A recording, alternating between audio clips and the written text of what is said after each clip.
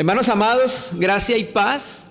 Como lo anunciamos en la reunión anterior, que hablamos de la dieta de la iglesia, mostramos que la alimentación para la iglesia está en la palabra de Dios. Leímos Primera de Pedro, capítulo 1, verso 2, donde Pedro comparaba la palabra con la leche, el alimento que un niño necesita. Y leímos la epístola a Timoteo, donde Pablo le decía a Timoteo que se nutriera con las palabras. Entonces vemos, sumando estas dos palabras, estos dos versos, nos damos cuenta que el Espíritu Santo hace referencia a la Biblia como un alimento. Entonces el alimento para la iglesia se halla en su palabra. Y dijimos que la palabra, Pedro la comparaba con la leche no adulterada. Dijimos cómo se podía adulterar la palabra. Se podía adulterar la palabra no siendo fiel a lo que ella dice y añadiéndole mis pensamientos a lo que dice la Biblia, y también se podía mezclar traduciendo mal la Biblia. Y dijimos que una de las traducciones mal hechas, que donde se ve la mezcla, es la traducción del Nuevo Mundo de los Testigos de Jehová. Ya la estudiamos, está en el libro para los hermanos que quieran conocerlo. Entonces, mostramos que la predicación expositiva trataba de presentar lo que la Biblia decía, exponer lo que dice la Biblia.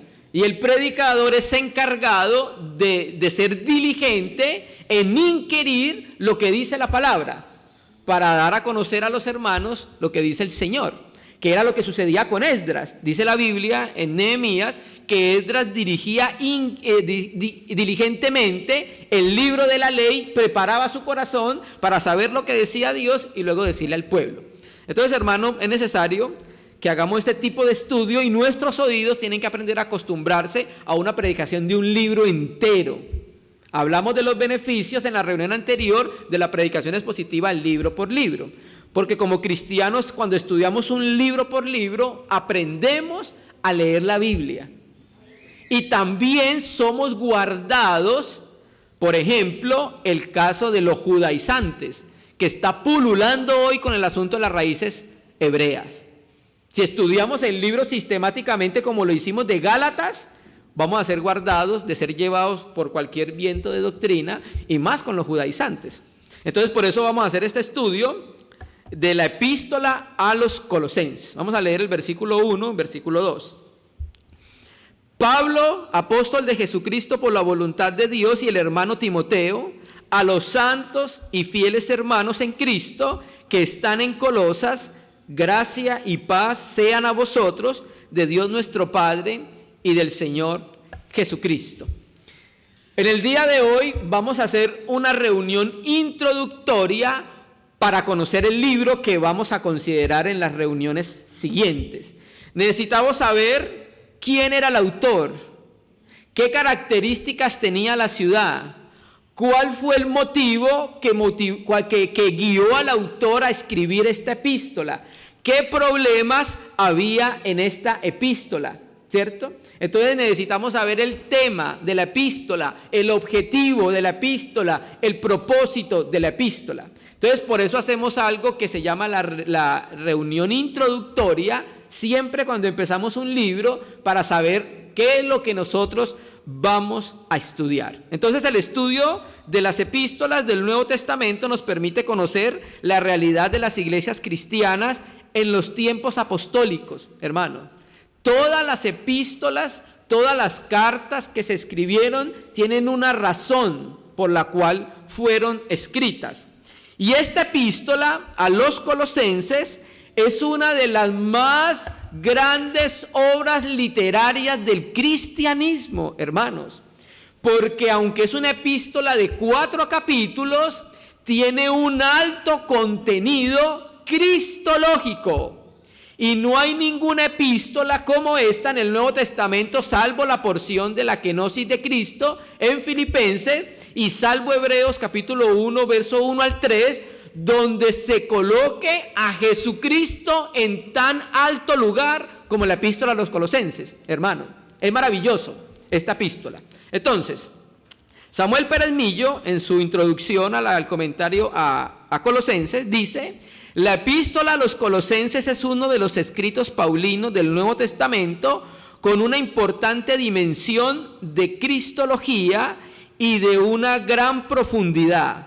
Salvo el pasaje de la humillación, exaltación de Cristo en Filipenses 2:5 al 11, ningún otro escrito alcanza un mayor nivel de doctrina sobre la persona y la obra de Jesucristo como es el contenido en Colosenses, hermano. Esta es una epístola preciosa porque habla de la supremacía de Jesucristo. Habla de la preeminencia de Jesucristo. Habla de la deidad de Jesucristo. Habla del señorío de Jesucristo sobre todas las cosas. Entonces, como tiene un alto contenido acerca de Jesucristo, la iglesia necesita estudiarla sistemáticamente. ¿Cierto que sí? Entonces, hermano, para comprender los libros del Nuevo Testamento, es necesario que conozcamos unos rasgos principales de la epístola. Por ejemplo, la epístola fue escrita a una ciudad en Asia que se llamaba Colosas, ¿cierto? Por eso se llama la epístola a los colosenses. En esta epístola se hace mención de 3 ciudades, la misma Colosas, Hierápolis y Laodicea, que eran ciudades que estaban muy cerca una de la otra. Por ejemplo, Acacias está ¿cuánto? ¿25, 26 kilómetros? Sí, más o menos era la distancia que había entre Colosas, Efesios, entre Colosas e Hierápolis y Colosas y la Odisea. Estas ciudades que eran frigias, en los días de Pablo habían llegado a ser parte de la colonia romana de Asia Menor y hoy está ubicada en lo que es la Turquía moderna. Esa es la ubicación en ese país donde estaba situada la ciudad de Colosas. Esta ciudad de Colosenses, que era de Frigia, era muy reconocida porque en esta ciudad pululaban el culto a los misterios frigios. La principal diosa de esta ciudad era Cibeles, que se llamaba la Magna Mater, una diosa de la fertilidad. Esa diosa estaba asociada con su hijo y esposo, el dios Sol, que los griegos llamaban Adonis, ¿cierto? Y entonces cada año celebraban la muerte de estos con ritos que incluían, ojo, lamentos, automutilaciones y prostitución sagrada, que eso se conoce en la antigüedad como la prostitución común y corriente, sino que se ejercía en los templos, en los lugares de cultos, amados hermanos. Entonces, estos ritos eran muy inmorales en esa ciudad. Lo particular de las ciudades greco-romanas era que la moralidad estaba por el suelo, hermano. Y el alto índice de inmoralidad estaba en uno de los puntos más altos en su tiempo. El autor a la epístola es ¿quién? El apóstol Pablo. Nosotros cuando hicimos la consideración, un comentario de la epístola de Gálatas, en la primera reunión, hablamos en 1 hora acerca del apóstol Pablo, para los hermanos que quieran ver esa reunión, donde mostramos entonces quién era el apóstol Pablo, su vida, su ministerio, su tribu, etcétera, etcétera. La autenticidad de la epístola a los colosenses. Vamos a mirar la evidencia interna de la veracidad de la epístola y vamos a mirar la evidencia externa. Vamos a empezar con la evidencia externa. Cuando me refiero a evidencia externa, me refiero a lo que dijeron los hombres acerca de esta epístola. Y eso, naturalmente, lo que dijeron los hombres de la epístola, lo encontramos en la historia de la iglesia, ¿cierto? Entonces, la evidencia externa favorece fuertemente al apóstol Pablo como el escritor de esta epístola. La iglesia en el segundo siglo reconocía esta epístola como inspirada y como escrita por el apóstol Pablo. Por ejemplo, mire lo que dice Henry Clarence acerca de la disciplina de la patrística. ¿Qué decían ellos acerca de la epístola colosense? Recuerda que estamos haciendo una introducción para conocer la epístola. Ignacio de Antioquía, en el año 110, se refirió a Colosenses 1:23 en su epístola a los Efesios. La epístola a Bernabé, en el capítulo 12, que se escribió alrededor del año 130, se refirió a Colosenses 1:16. Justino Mártir, en el año 150, usó varias expresiones como el primogénito de toda creación, que se encuentra en Colosenses 1:15, y en su diálogo con Trifón en los capítulos 84, 85 y 138. Teófilo de Antioquía en el año 180 usó una vez la misma expresión, el primogénito de toda creación, en su libro que se llama Autólico, en el capítulo 2, verso 22. Ireneo de León en el año 180 dijo que Pablo escribió Colosenses y citó así: os saluda Lucas, el médico amado. Está en su libro que se llama En contra de herejías, capítulo 3, 14, verso 1, que cita Colosenses 4:4. Clemente de Alejandría, que vivió en el año 150, citó Colosenses 1:28 en un libro que se llama Estromata, capítulo 1, verso 1, diciendo que Pablo fue el que escribió Colosenses, y también en Estromata, capítulo 4, verso 7, y capítulo 4, verso 2 al 7. Tertuliano, en el año 200 después de Cristo, citó Colosenses 2:8 en prescripciones contra todas las herejías. Y Orígenes, en el año 225, citó las palabras de Colosenses 2:18 al 19 a citar la epístola a los colosenses y al reconocer a Pablo como el autor en su libro Contra Celso. Entonces, en el testimonio patrístico, la mayoría reconocía como inspirada la epístola que vamos a estudiar y como escrita por el apóstol Pablo. También hay algo que se llama el fragmento de Muratori, que es un escrito que se encontró en el año de 1700, un descubrimiento arqueológico donde un hombre que se llamaba Muratori, precisamente, que encontró el escrito, vio que había un canon de la escritura que lo habían hecho en el año 170. Y en ese canon aparecía la epístola a los colosenses como escrita por el apóstol Pablo. Entonces, el testimonio de la patrística afirma sin lugar a dudas que lo que vamos a estudiar es un escrito inspirado y que fue escrito por el apóstol Pablo. Evidencias internas de que Pablo escribió la epístola. Verso 1. Pablo, apóstol de Jesucristo. Empieza él como colocándose como el que escribe la epístola. El verso 23 dice: si en verdad permanecéis fundados y firmes en la fe, sin moveros de la esperanza del evangelio que habéis oído, la cual se predica en toda la creación, que está debajo del cielo, de la cual yo, Pablo, fui hecho ministro. Y en el 4:18 dice: la salutación de mi propia mano de Pablo, ¿cierto? Entonces la evidencia interna nos muestra que Pablo fue el escritor de la epístola a los colosenses. Los destinatarios era la iglesia en Colosas. Y la iglesia en Colosas no fue fundada por el apóstol Pablo, porque los hermanos en Colosas no conocían al apóstol Pablo. Lo más probable es que la iglesia fue fundada por Epafras.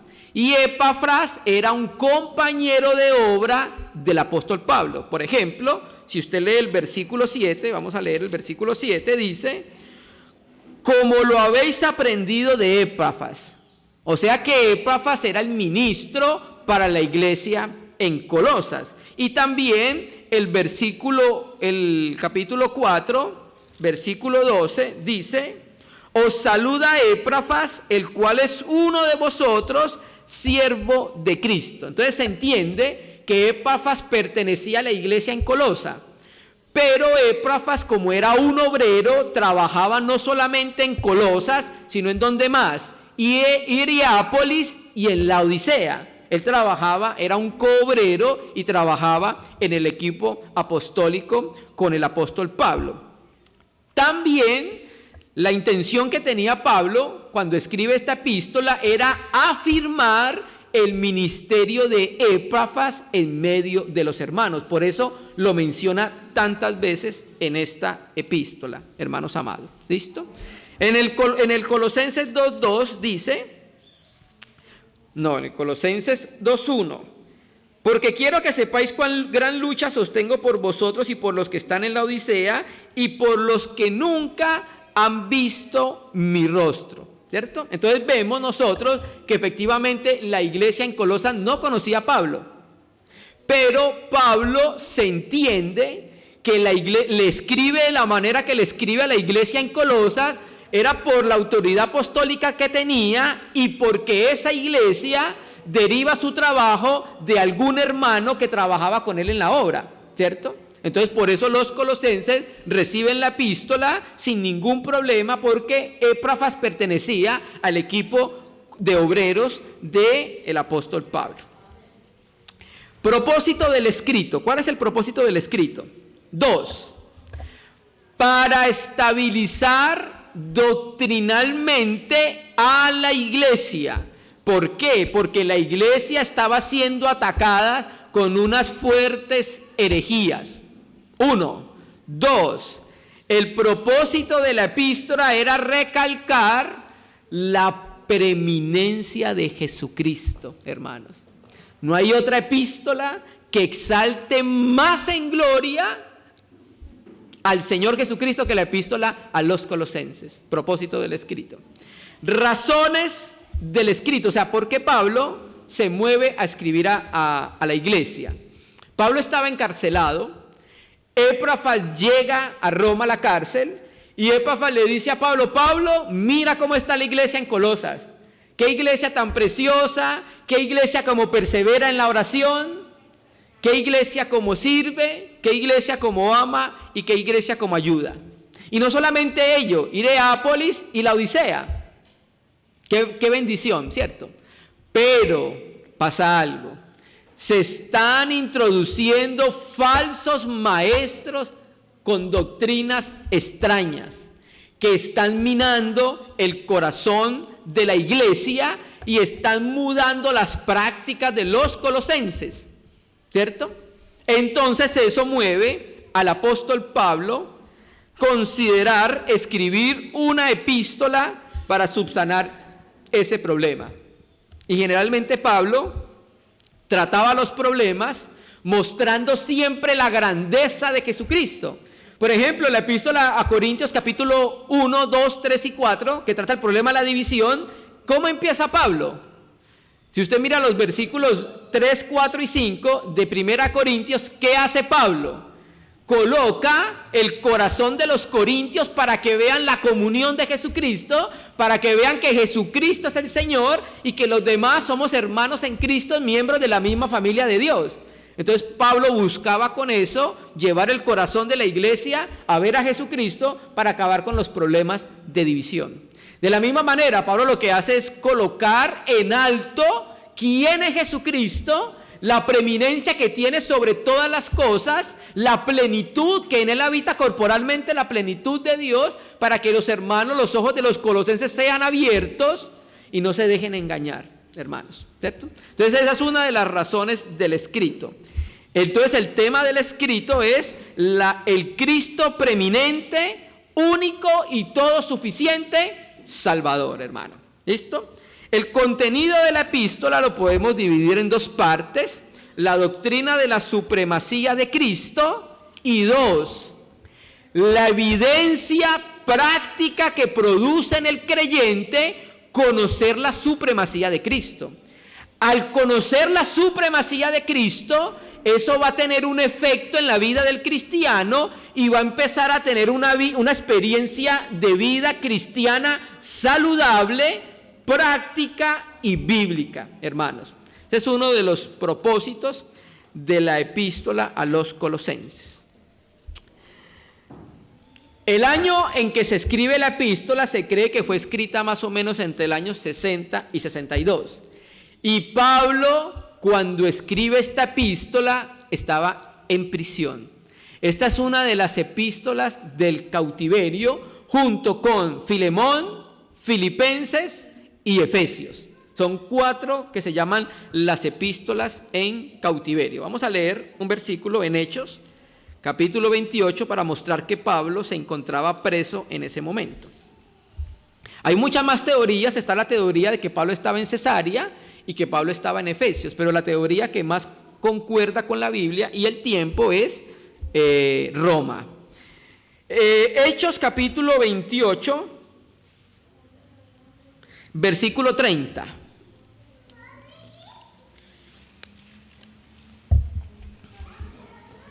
Hechos capítulo 28, versículo 30. Y Pablo permaneció 2 años enteros en una casa alquilada y recibía a todos los que a él venían, predicando el reino de Dios y enseñando acerca de Jesucristo abiertamente y sin impedimento. Bueno, en este cancelamiento lo visitó Epafrodito, que es Éfrafas, lo visitó Timoteo, Onésimo, Marcos, Jesús el Justo, Lucas, Tíquico, Aristarco. Y con Tíquico y con Éfrafas envió las epístolas al Asia Menor. También hay otra evidencia de que Pablo estaba en prisión. Vamos a leerlo en Filipenses. Recuerden que es una de las epístolas de prisión. Filipenses capítulo 1, versículo 13. ¿Por qué? Porque hace referencia al pretorio y hace referencia a los de la casa del César.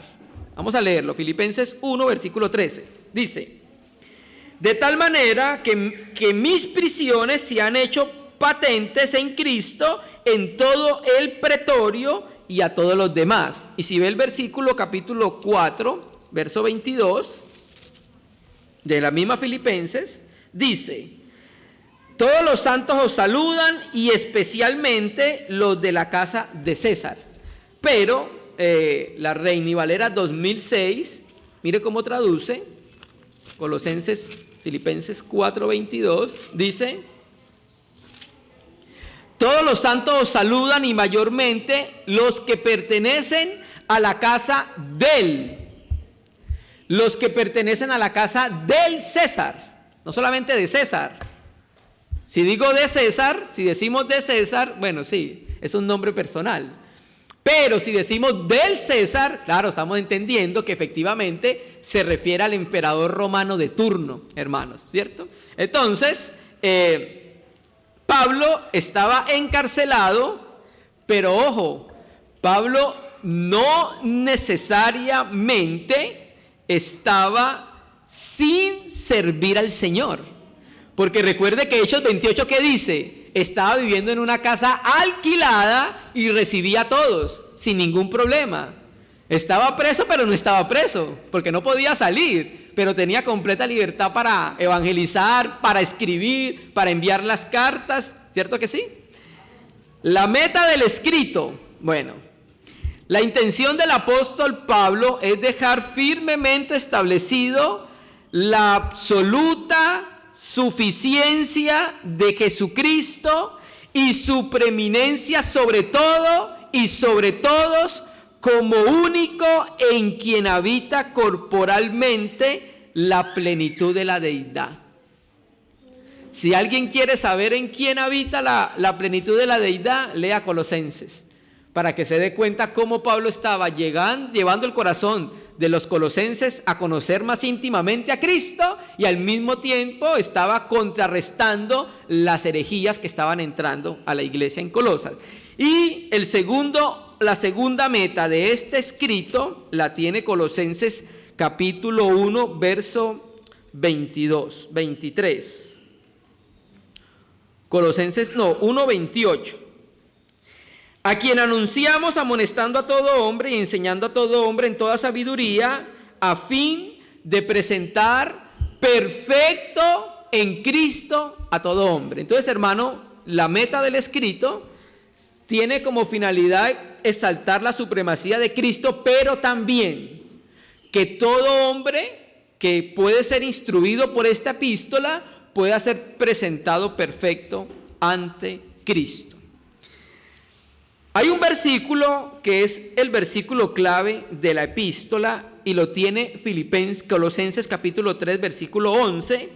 Vamos a leerlo y es la parte C, la última parte del versículo. Colosenses capítulo 3, versículo 11. Cristo es el todo y en todos. Ese es el verso clave de la epístola.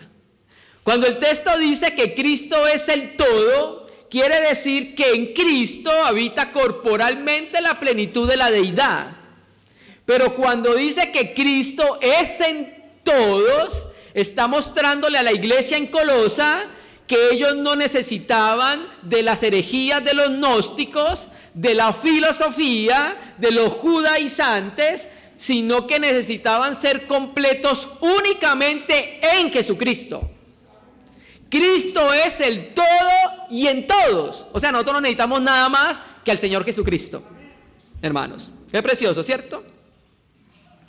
Y como vieron en el cuadro que les pasamos ahorita, se miran las semejanzas entre la epístola a Efesios y la epístola a los Colosenses. Son epístolas muy semejantes, tratan temas muy parecidos, porque también otra de las epístolas que tiene una alta revelación es la epístola a los Efesios, hermano. Amén. Entonces, vamos a mirar las peculiaridades de la epístola a los Colosenses.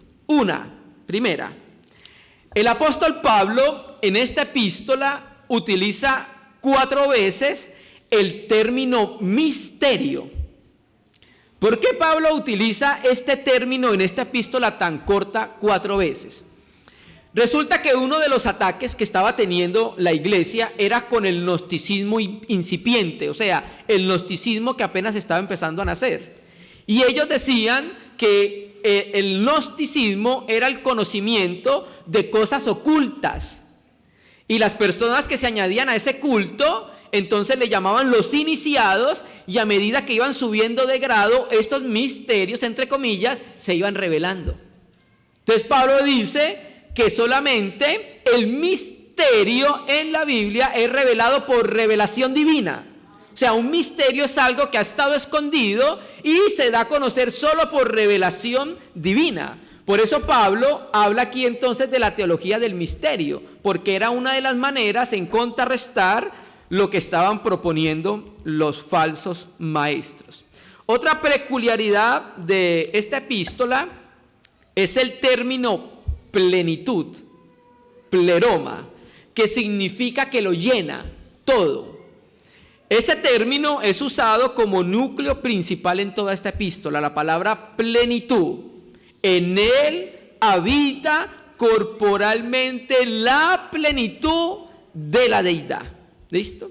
Otra peculiaridad del escrito es la exaltación de Jesucristo. 1. Cristo exaltado sobre la filosofía. 2. Cristo exaltado sobre el legalismo. 3. Cristo exaltado sobre el misticismo. 4. Cristo exaltado sobre el ascetismo. 5. Cristo exaltado sobre el gnosticismo, hermanos, ¿cierto? Y naturalmente el alto contenido cristológico que tiene esta epístola. Otra peculiaridad de esta epístola, hermanos, es que aparece en esta pequeña epístola de 4 capítulos. Estuvimos estudiando desde el griego, y en esta epístola aparece 24 veces en 17 versículos en el Nuevo Testamento griego el pronombre personal singular masculino aptos. Se traduce como él. Vamos a leerlo en Reina y Valera 60. En Reina y Valera 60 aparece 20 veces en 15 versículos. Miremos solamente un ejemplo rápido. Colosenses 1, verso 16. Vamos a leer el verso 16, 17, 18, 19 y 20 y 21. Colosenses 1, versículo 16. Dice: porque en él, una vez, fueron creadas todas las cosas que hay en los cielos y las que hay en la tierra, visibles e invisibles, sean tronos, dominios, sean principados, potestades. Todo fue creado por medio de él, segunda vez, y para él, tercera vez. Verso 17. Y él, cuarta vez, es antes de todas las cosas, y todas las cosas en él quinta vez, subsisten. 18. Y Él es la cabeza del cuerpo, que es la iglesia. Él, que es el primogénito, el principio, el primogénito entre los muertos, para que en todo tenga preeminencia. 19. Por cuanto agradó al Padre que en Él habitase toda la plenitud de la deidad. Verso 20. Y por medio de Él reconciliar consigo todas las cosas, así las que están en la tierra como las que están en los cielos, haciendo la paz mediante la sangre de cruz. 21. Y a vosotros también, que erais en otro tiempo extraños y enemigos en vuestra mente, haciendo malas obras, ahora os ha reconciliado en su cuerpo de carne y por medio de la muerte, para presentaros santos y sin mancha, irreprensibles delante de Él. ¿Cierto?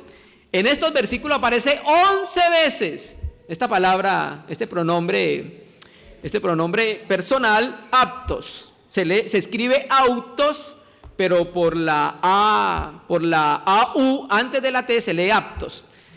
Entonces, hermano, ¿qué quiere decir el Espíritu Santo con esto? ¿Cierto? Es una referencia a la preeminencia que el Espíritu Santo quiere dar a Jesucristo. Él.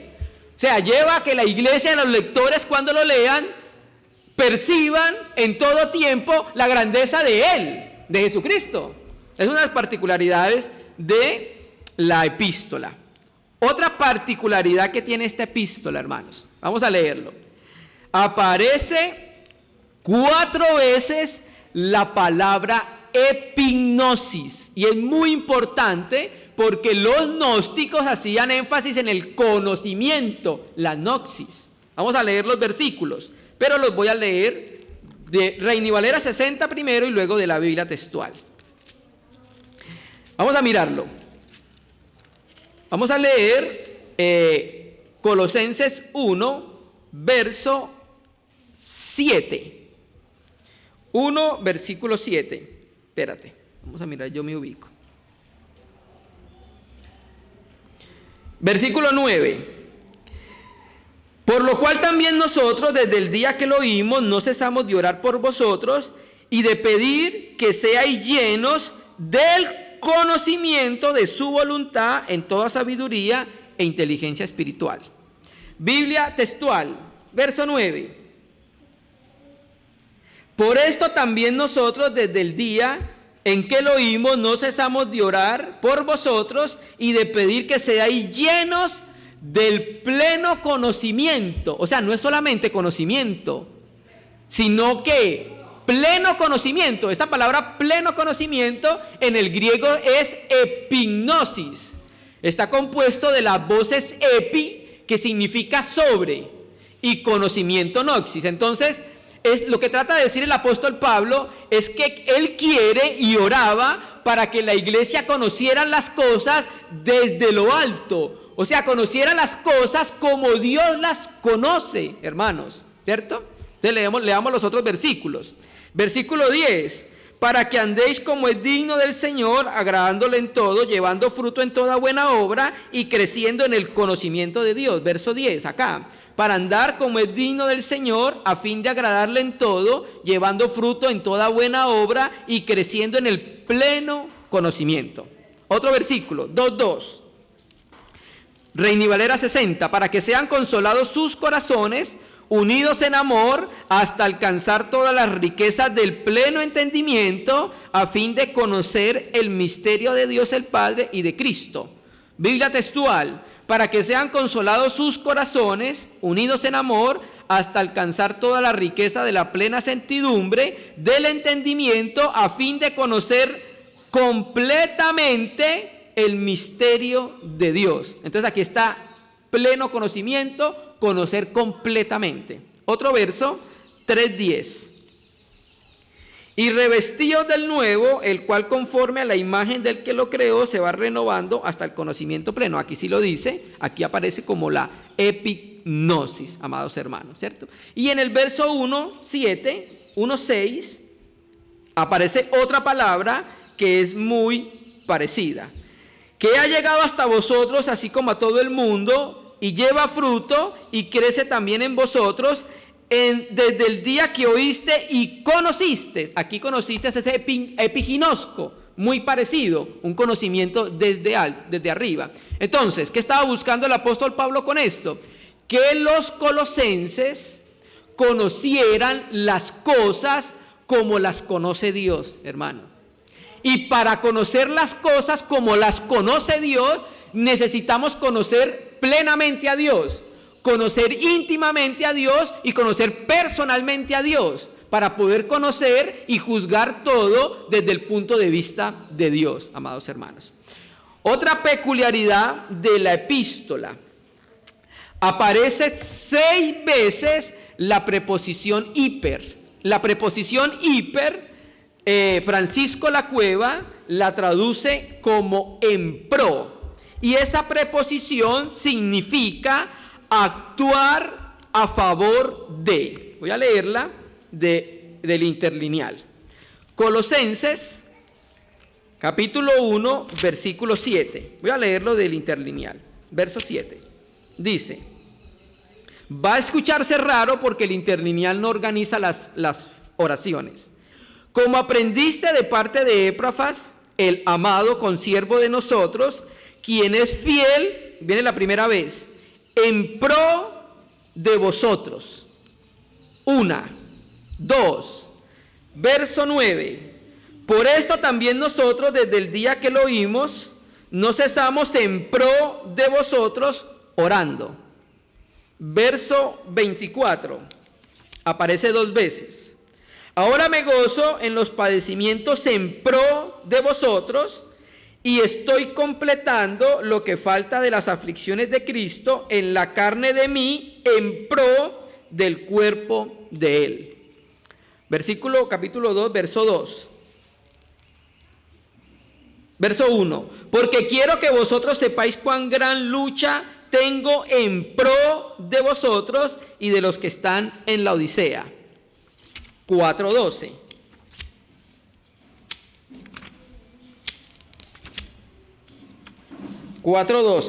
Dice: saluda os Epafras, el que es entre vosotros siervo de Cristo Jesús, siempre luchando en pro de vosotros en las oraciones. Entonces, hermanos, ¿qué también trata de decir el Espíritu Santo con esta palabra?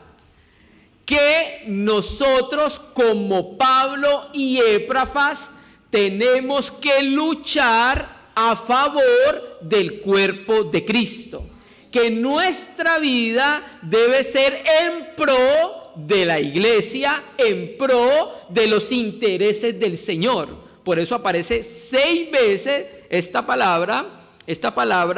preposición hiper, en pro. Siempre lo que Pablo hacía y lo que Epafras hacía era ¿quién? No era en beneficio personal, sino en pro de ellos.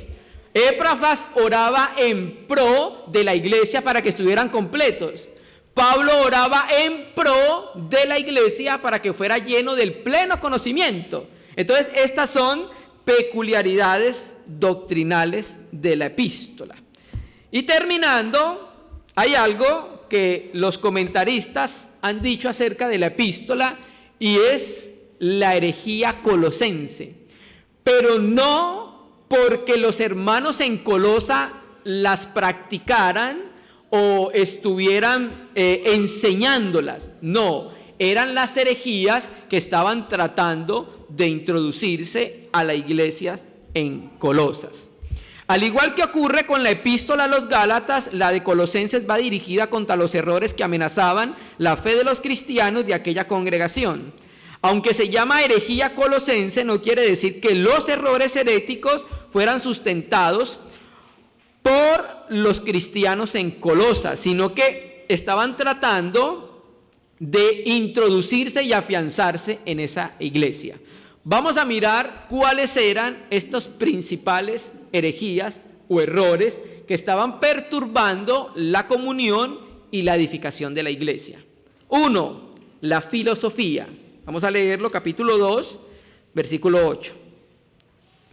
Mira que nadie os engañe por medio de filosofías y huecas sutilezas, Pablo previene a los creyentes sobre la trampa de la filosofía caracterizada por una simple tradición, que argumentaba sobre la base de los rudimentos del mundo, oponiéndose al conocimiento de Cristo, presentando este conocimiento como mayor a Jesucristo, ¿cierto?, donde estaba degradando la persona del Señor.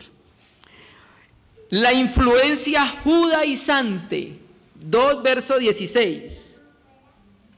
Por tanto, nadie os juzgue en comida o en bebida o en cuanto a días de fiestas, luna nueva o día de reposo. Los judaizantes se habían introducido y habían hecho exigencias legales para la iglesia: guardar los días, guardar los meses, guardar los años, guardar los sábados, ¿sí? Entonces, también ellos hacían una diferencia marcada entre los gentiles y los judíos. Por eso Pablo en el capítulo 3:11 le dice que en Cristo no hay griego ni judío, ¿cierto? O sea, toda esta epístola es una defensa del Espíritu Santo por medio de Pablo. Otra herejía que se estaba introduciendo, se cree que era judaizante: adoración a los ángeles. Vamos a leerlo. Mire todo lo que estaba introduciéndose a la iglesia, hermanos. Por eso Dios instituyó a través del Espíritu Santo algo que se llama los obispos. No es un término romano, es un término de la Biblia. Episcopo. ¿Qué significa el episcopo? El que vigila. ¿Por qué tiene que estar vigilando? Porque el pastor, así como el pastor vigila las ovejas para que no venga el lobo, de la misma manera los obispos tienen que estar vigilando, porque se pueden meter herejías a la iglesia, filosofías, los judaizantes, adoración a ángeles, ¿cierto? Muy peligroso. Adoración a ángeles, verso 1:16.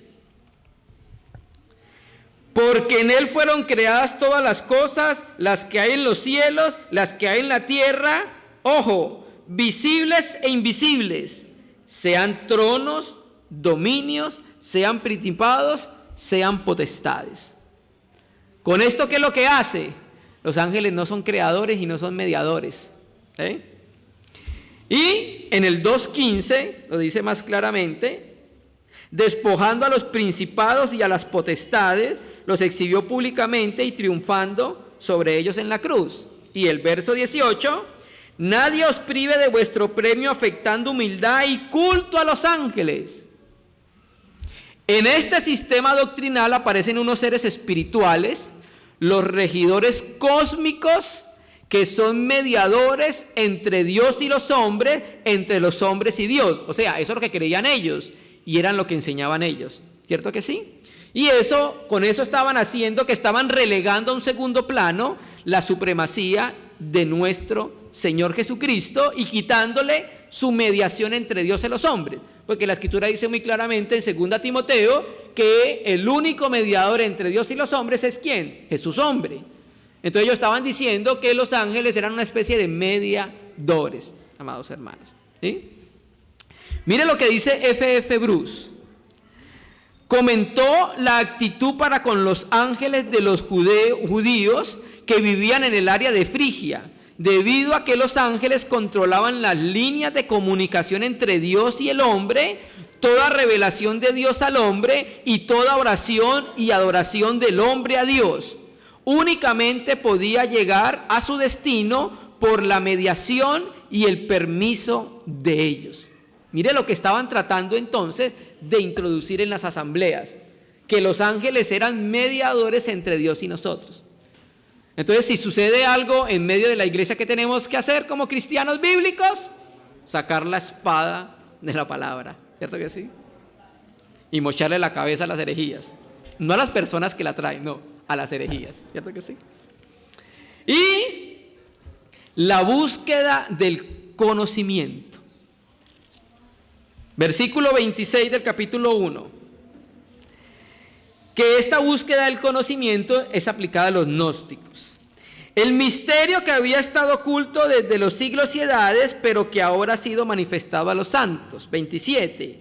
A quienes Dios quiso dar a conocer las riquezas de la gloria de este misterio entre los gentiles, que es que es Cristo en vosotros, la esperanza de gloria. 2:2, para que sean consolados sus corazones, unidos en amor, para hasta alcanzar toda la riqueza del pleno entendimiento, a fin de conocer el misterio de Dios el Padre y de Cristo. Y 4:3, orando también al mismo tiempo por nosotros, para que el Señor nos abra puerta para la palabra, a fin de dar a conocer el misterio de Cristo, por el cual también estoy preso. Entonces, hermanos, aquí parece ser que se trataba del gnosticismo que apenas estaba empezando a surgir. Y entonces ellos estaban tratando de decir, entonces, que lo más importante era el conocimiento, pero ese conocimiento no lo adquirían por revelación de Dios o revelación del Espíritu Santo, ¿cierto? Entonces ellos trataban de decir que el verdadero conocimiento se hallaba en las enseñanzas de ellos y que también había visiones en medio de ellos, ¿cierto? Ojo con las visiones, hay visiones bíblicas, hay visiones que no son bíblicas, ¿cierto que sí? Y finalmente, otra herejía que estaba tratando de introducirse era el ascetismo. Leámoslo en el capítulo 2, versículo 20 al 23. Capítulo 2, verso 20 al 23. Pues si habéis muerto con Cristo en cuanto a los rudimentos del mundo, ¿por qué, como si vivieses en el mundo, os sometéis a preceptos tales como no manejéis, ni gustéis, ni aun toquéis, en conformidad a mandamientos y doctrinas de hombres, cosas que todas se destruyen con el uso? Tales cosas tienen a la verdad cierta reputación de sabiduría en el culto voluntario, en humildad y en duro trato del cuerpo, pero no tienen valor alguno contra los apetitos de la carne. Entonces, la filosofía y la gnosis ofrecen una idea distorsionada de la materia. Ellos decían que la materia era intrínsecamente mala, de modo que si la materia es mala, el cuerpo con materia es malo y debe ser sometido a una dura disciplina para libertarlo de su condición. ¿Sí? Así que propone para los verdaderamente piadosos un trato cruel con el cuerpo. Pero Pablo sale a la enseñanza diciéndoles que todas estas prácticas ascéticas no tienen fuerza contra los malos deseos de la carne.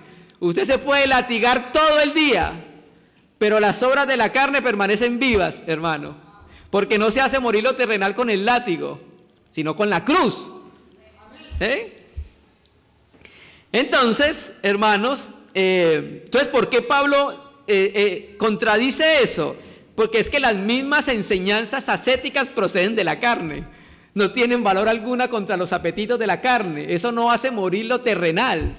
La mentira, la lujuria, la fornicación y siga. Los latigazos no hacen morir eso, hermanos amados. ¿Cierto que sí? Entonces la enseñanza herética en Colosas parece haber sido una especie de sincretismo.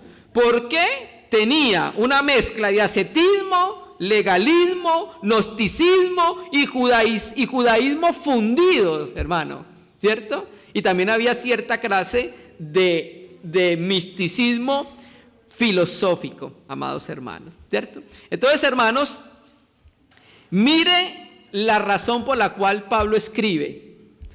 Entonces, una de las tareas que tenemos nosotros como parte del cuerpo de Cristo es ayudar a las iglesias cuando vemos que algo extraño está tratando de introducirse en medio de las asambleas.